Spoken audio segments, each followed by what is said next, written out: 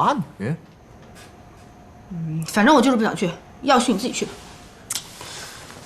何锦溪，你別給臉不要臉啊！我好好的想跟你培養感情，你這麼不配合，是不是想離婚啊？趕緊，老婆拿上，下樓。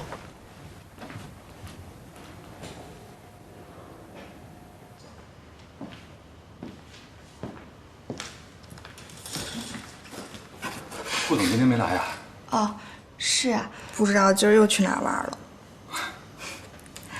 唉，幸好平常公司有您在，要不然公司有什么事儿，我都不知道該找誰。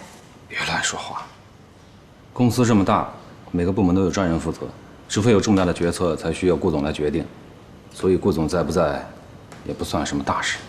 唉，話雖然是這麼說，可我還是覺得顧總太不把公司當回事兒了。你呀，公司人多嘴雜，這些話說給我聽聽也就算了，平常小心說話啊。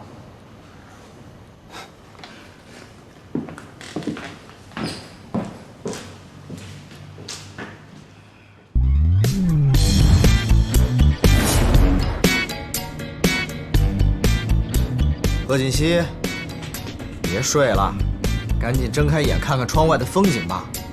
很不錯的啊，不錯。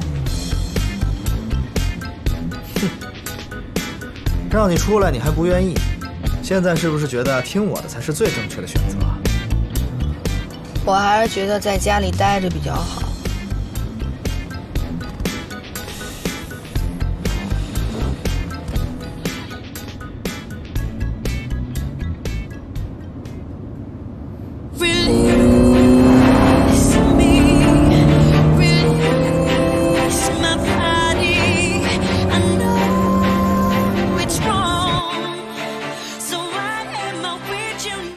陈哥真的和他老婆旅遊去了，可不是嘛！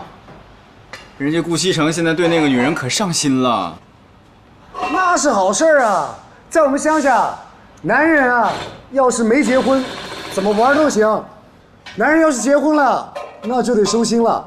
猛麗啊，哥提醒你多少回了，跟我們在一起的時候不要老提你們鄉下，鄉下，鄉下，好嗎 ？Jesus Christ！ 不過這趟回來，就知道事情可以成不成了。